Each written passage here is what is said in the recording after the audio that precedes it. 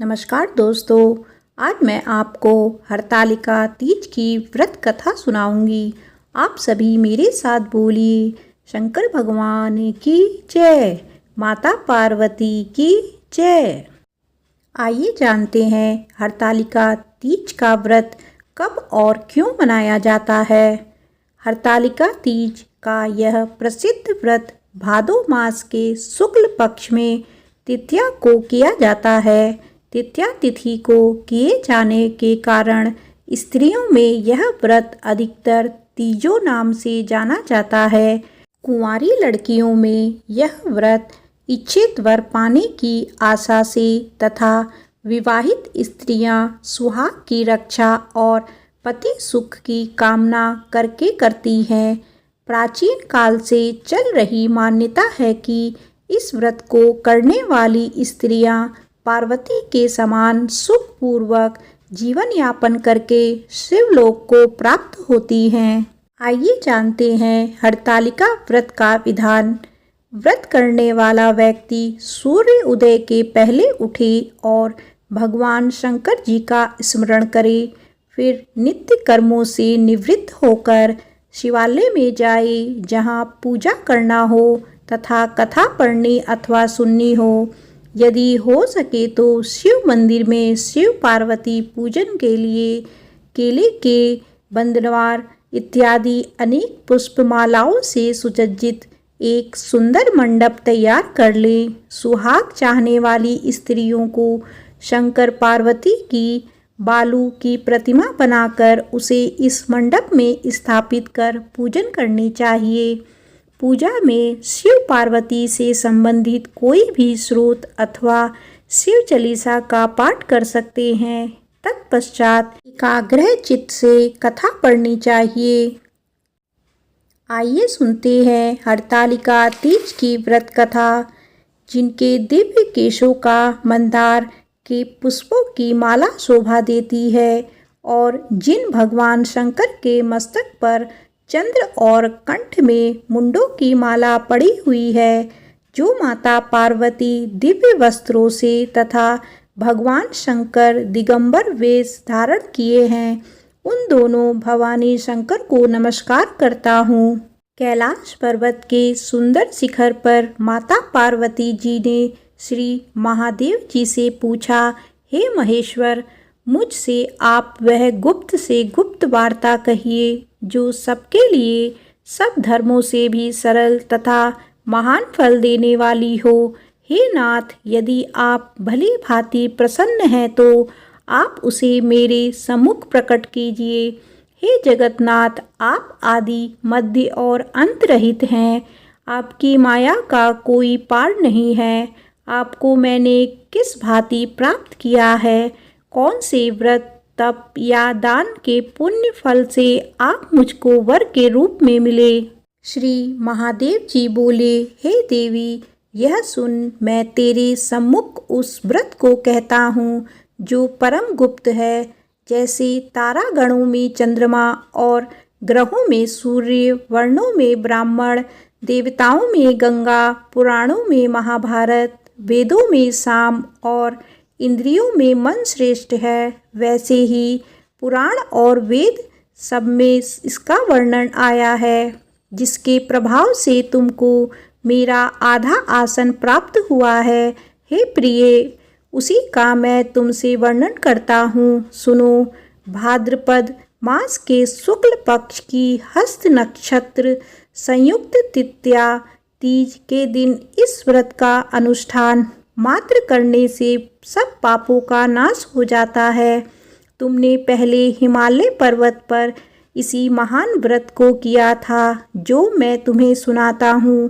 पार्वती जी बोली, हे प्रभु, इस व्रत को मैंने किस लिए किया था यह मुझे सुनने की इच्छा है, सो कृपया करके कहिए।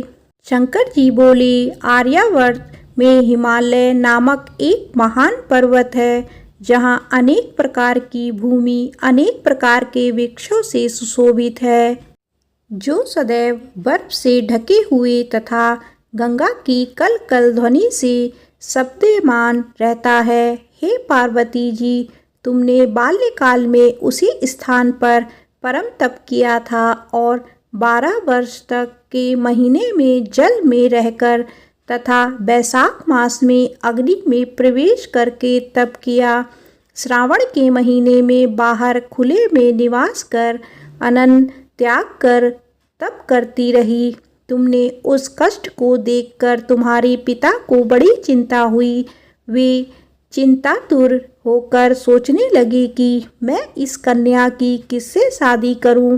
इस अवसर पर दैव योग से ब्रह्मा जी के पुत्र नारद जी वहां आए। देव ऋषि नारद ने तुम शैलपुत्री को देखा। तुम्हारे पिता हिमालय ने देव ऋषि को अर्धन पाद आसन देकर सम्मान सहित बिठाया और कहा, हे मुनीश्वर, आपने यहाँ तक आने का कष्ट कैसे किया? कहिए क्या आज्ञा है? नारद जी बोले, हे गिरिजाराज, मैं विष्णु भगवान का भेजा हुआ यहाँ आया हूँ। तुम मेरी बात सुनो। आप अपनी कन्या को उत्तम वर को दान करें। ब्रह्मा, इंद्र, शिव आदि देवताओं में विष्णु भगवान के समान कोई भी उत्तम नहीं है। इसीलिए मेरे मत से आप अपनी कन्या का दान भगवान विष्णु को ही दें। हिमालय बोले, यदि भगवान वासुदेव स्वयं ही कन्या को ग्रहण करना चाहते हैं और इस कार्य के लिए ही आपका आगमन हुआ है, तो वह मेरे लिए गौरव की बात है। मैं अवश्य उन्हें ही दूंगा। हिमालय का यह आश्वासन सुनते ही देव ऋषि नारद जी आकाश में अंतर्ध्यान हो गए और शंख चक्र गदा पद्म एवं पीतांबरधारी भगवान विष्णु के पास पहुँचे। नारद जी ने हाथ जोड़कर भगवान विष्णु से कहा, प्रभु, आपका विवाह कार्य निश्चित हो गया है। इधर हिमालय ने पार्वती जी से प्रसन्नता पूर्वक कहा, हे पुत्री, मैंने तुमको गरुड़ ध्वज भगवान विष्णु को अर्पण कर दिया है। पिता के इन वाक्यों को सुनते ही पार्वती जी अपनी सहेली के घर गई और पृथ्वी पर गिरकर अत्यंत दुखित होकर विलाप करने लगी। उनको विलाप करते हुए देखकर सखी बोली, हे देवी, तुम किस कारण से दुख पाती हो? मुझे बताओ, मैं अवश्य ही तुम्हारी इच्छा पूर्ण करूंगी। पार्वती बोली, हे सखी, सुन, मेरी जो मन में अभिलाषा है सुनाती हूँ। मैं श्री महादेव जी को वरण करना चाहती हूँ।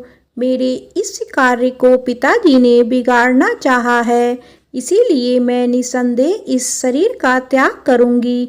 पार्वती के इन वचनों को सुनकर सखी ने कहा, हे देवी, जिस वन को तुम्हारे पिताजी ने ना देखा हो, तुम वहाँ चली जाओ। तब हे देवी पार्वती, तुम अपनी सखी का यह वचन सुन ऐसे ही वन में चली गई। पिता हिमालय ने तुमको घर पर ना पाकर सोचा कि मेरी पुत्री को कोई देव दानव अथवा किन्नर हरण करके ले गया है। मैंने नारद जी को वचन दिया था कि मैं पुत्री का गरुड़ ध्वज भगवान के साथ वरण करूँगा। हाय, अब यह कैसे पूरा होगा? ऐसा सोचकर वे बहुत चिंतातुर हो मूर्छित हो गए।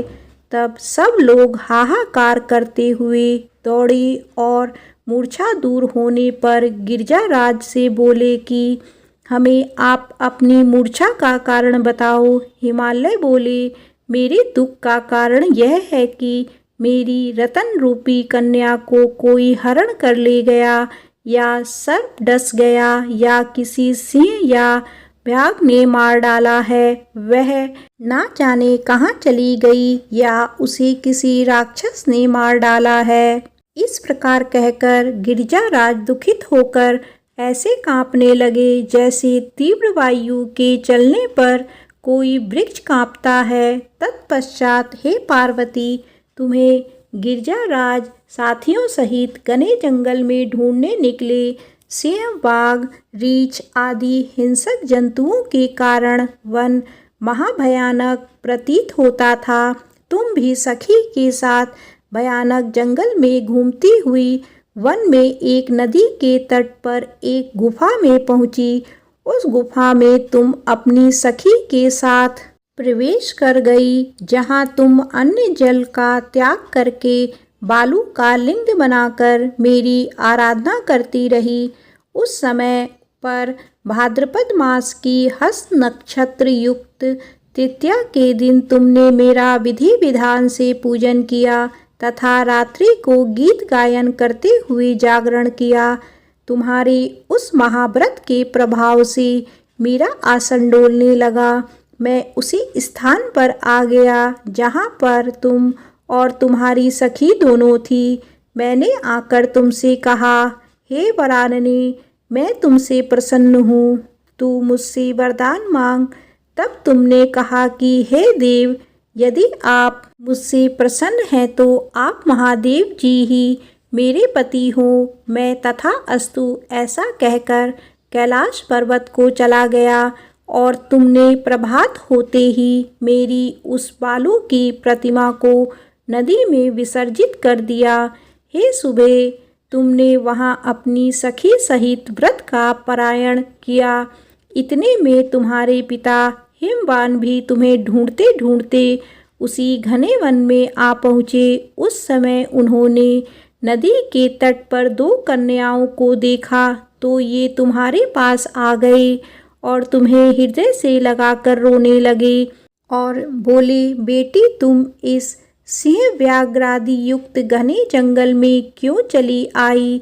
तुमने कहा, हे पिता, मैं पहले ही अपना शरीर शंकर जी को समर्पित कर दिया था, किंतु आपने इसके विपरीत कार्य किया, इसीलिए मैं वन में चली आई। ऐसा सुनकर हिमवान ने तुमसे कहा कि मैं तुम्हारी इच्छा के विरुद्ध यह कार्य नहीं करूँगा। तब वे तुम्हें लेकर घर को आए और तुम्हारा विवाह मेरे साथ करा दिया। हे प्रिय, उसी व्रत के प्रभाव से तुमको मेरा अग्रआसन प्राप्त हुआ है। इस व्रतराज को मैंने अभी तक किसी के सम्मुख वर्णन नहीं किया है। हे देवी, अब मैं तुम्हें यह बताता हूँ कि इस व्रत का यह नाम क्यों पड़ा। तुमको सखी हरण करके ले गई थी, इसीलिए हरतालिका नाम पड़ा। पार्वती जी बोली, हे स्वामी, आपने इस व्रतराज का नाम तो बता दिया, किंतु मुझे इसकी विधि एवं फल भी बताइए कि इसके करने से किस फल की प्राप्ति होती है। तब भगवान शंकर जी बोले, इस स्त्री जाति के अत्युत उत्तम व्रत की विधि सुनिए। सौभाग्य की इच्छा रखने वाली स्त्रियां इस व्रत को विधि पूर्वक करें। केले के खम्भों से मंडप बनाकर उसे बंदरवारों से सुशोभित करें। उसमें विविध रंगों के उत्तम रेशमी वस्त्र की चांदी ऊपर तान दे। चंदन आदि सुगंधित द्रव्यों का लेपन करके स्त्रियां एकत्र हों। शंख, बेरी, मृदंग आदि बजावे। विधि पूर्वक मंगलाचार करके श्री गौरी गणेश की बालू निर्मित प्रतिमा स्थापित करें। फिर भगवान शिव पार्वती जी का गंध, धूप, पुष्प आदि से विधि पूर्वक पूजा करें। अनेकों नैवेद्यों का भोग लगावे और रात्रि को जागरण करें। नारियल, सुपारी, जमवारी, नींबू, लौंग, अनार, नारंगी आदि ऋतु फलों तथा फूलों को एकत्रित करके धूप, दीप आदि से पूजन करके कहें, हे कल्याण स्वरूप शिव, हे मंगल रूप शिव, हे मंगल रूप महेश्वरी, हे शिवे, सब कामनाओं को देने वाली देवी कल्याण रूप तुम्हें नमस्कार है। कल्याण स्वरूप माता पार्वती, हम तुम्हें नमस्कार करते हैं। भगवान शंकर जी को सदैव नमस्कार करते हैं। हे ब्रह्मा रूपिणी जगत का पालन करने वाली माँ, आपको नमस्कार है। हे शिववाहिनी, मैं सांसारिक भय से व्याकुल हूँ, तुम मेरी रक्षा करो। हे महेश्वरी, मैंने इसी अभिलाषा से आपका पूजन किया है। हे पार्वती माता, आप मेरे ऊपर प्रसन्न होकर मुझे सुख और सौभाग्य प्रदान कीजिए। इस प्रकार के शब्दों द्वारा उमा सहित शंकर जी की पूजा करें। विधि पूर्वक कथा सुनकर गौ, वस्त्र, आभूषण आदि ब्राह्मणों को दान करे। इस प्रकार से व्रत करने वाले के सब पाप नष्ट हो जाते हैं। हरतालिका तीज की व्रत कथा समाप्त होती है। आप सभी मेरे साथ बोलिए, शंकर भगवान की जय, माता पार्वती की जय।